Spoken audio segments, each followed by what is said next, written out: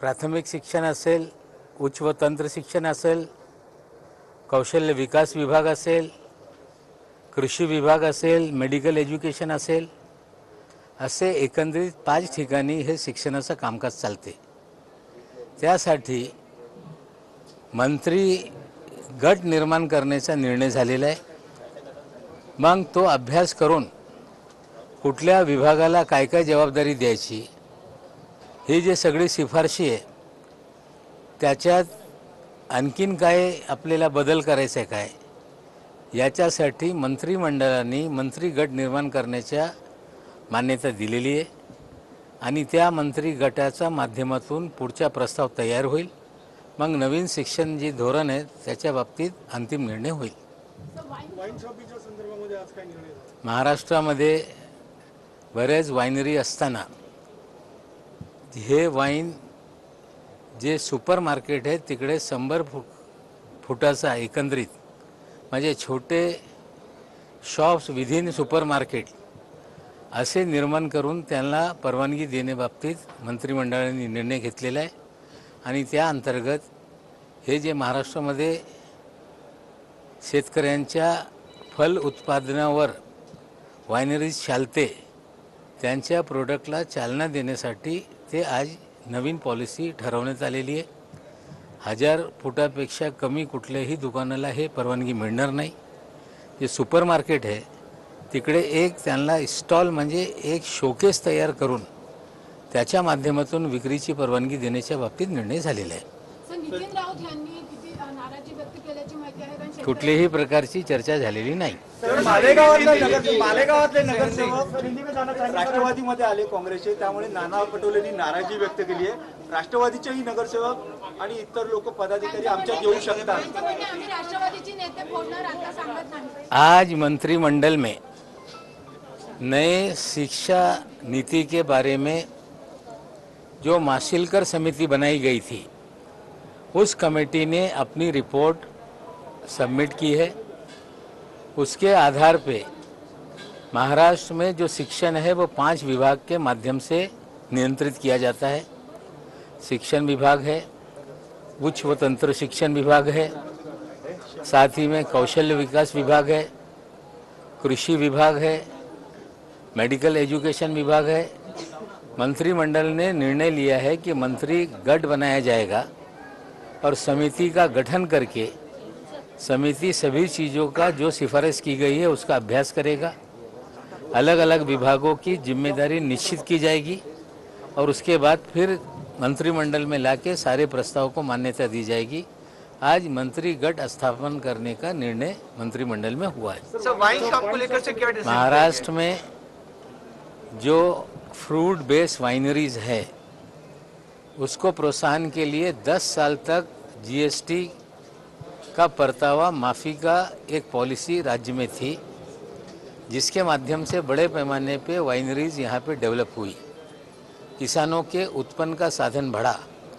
ऐसे सभी जो स्मॉल और मीडियम वाइनरीज हैं या जो भी वाइनरीज महाराष्ट्र में हैं उनके ब्रांड को बिक्री के लिए जो सुपर मार्केट जिनका एरिया 1000 स्क्वायर फीट से ज़्यादा होगा उन्हें अपने उस सुपर मार्केट में एक स्टॉल के जरिए, एक शोकेस के जरिए इन सभी प्रोडक्ट को बेचने की परमिशन दी जाएगी। इस तरह का निर्णय मंत्रिमंडल ने लिया है। इसके पीछे क्या किसानों को फायदा होगा, क्या तर्क है, रोजगार बढ़ेगा, क्या तर्क? निश्चित रूप से इस निर्णय से 10 साल पहले जो निर्णय लिया गया, बड़े पैमाने पे वाइनरीज यहाँ डेवलप हुई, किसानों को उससे बड़े पैमाने पे लाभ हो रहा है और निश्चित रूप से इसके पीछे किसानों के हित को मद्देनजर रख के ये निर्णय लिया गया है।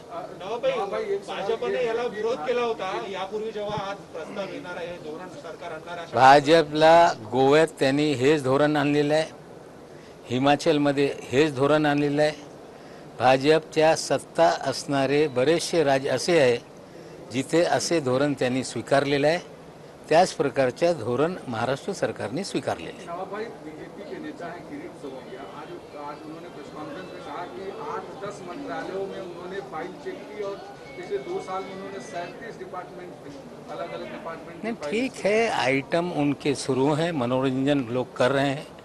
भारतीय जनता पार्टी का मनोरंजन करने वाला किरदार है, उसको हम गंभीरता से नहीं लेते। महाराष्ट्र की जनता का मनोरंजन किरीट सोमय्या करते हैं। किरीट सोमय्या हे मनोरंजन करणारा एक पात्र आहे। ते जे काही बोलत राहत आहे त्या माध्यमातून जनतेचं मनोरंजन होत राहत आहे। त्यांनी आणखीन मनोरंजन करत राहावं, त्यांना गंभीरतेने आम्ही घेत नाही। याआधी त्यांच्या पक्ष ते गंभीरतेने घेत नव्हता। आता असे मनोरंजन पात्र राजकारणात असावे, लोकांच्या मनोरंजन होत राहावा, हीच आम्हाला अपेक्षा आहे। नवाब भाई, आपकी पार्टी में 37 जो आज मालेगांव के 28 नगर सेवक और मेयर ने पार्टी में पक्ष प्रवेश करने का काम किया है। आगामी दिनों में कई और नेता हमारी पार्टी में शामिल होना चाहते हैं। निश्चित रूप से चुनाव होने वाले हैं और इस तरह से लोग पार्टी में आते जाते हैं। अगर कांग्रेस पार्टी को लगता है कि हमारा कोई नेता उनके पास जाना चाहता है तो किसी प्रकार का बंधन हमने लगाया नहीं है। वो बखुशी इस तरह का निर्णय ले सकते हैं, लेकिन जिस तरह से पूर्व विधायक जो जिनके नेतृत्व में आज उनके पिता रशीद शेख पार्टी में आए, वो नाराज होके 3 महीने तक घर बैठे थे। कांग्रेस छोड़ा था उन्होंने, अन्य पार्टी में जाना चाहते थे। हम लोगों ने उनको पार्टी में लिया था। आज जो पूर्व विधायक शेख रशीद साहब हैं, उन्होंने भी पार्टी ज्वाइन की। उनकी धर्मपत्नी जो मेयर है मालेगांव की, उन्होंने पार्टी ज्वाइन की है। और 28 विधायक, 28 नगर सेवक जो रशीद साहब के साथ थे, पूर्व विधायक जी के साथ थे, वो सभी लोगों ने निर्णय लेकर पार्टी में आज हमारे शामिल हुए हैं।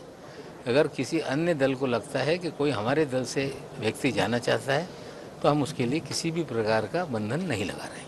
काँग्रेसने नाराजी व्यक्त केलेली आहे। आमच्या पक्षामध्ये मालेगावचे माजी आमदार हे यांनी 2-3 महिने अगोदर पक्षप्रवेश केला होता। आज त्यांचे वडील पण माजी आमदार होते, त्यांनी पक्षप्रवेश केला। त्यांच्या आई हे महापौर असताना महापौर आणि 27 नगरसेवकांनी पक्षप्रवेश केलेला आहे। आता काही लोक सांगत असतील की राष्ट्रवादी काँग्रेस पक्षाचे लोक काँग्रेसमध्ये जाऊ इच्छित आहे। कोणी जात असेल तर आम्ही कुणाला थांबवत नाही। बरेचसे आमचे पण लोक काँग्रेसमध्ये काही काळात गेलेले आहे। काँग्रेसचे लोक आमच्याकडे येत आहे। मला वाटते निवडणूक आल्यानंतर जिथे निवडून येण्याची खात्री असते तिथे लोक जात आहे। हे सरासरी सर्व ठिकाणी घडत राहत आहे।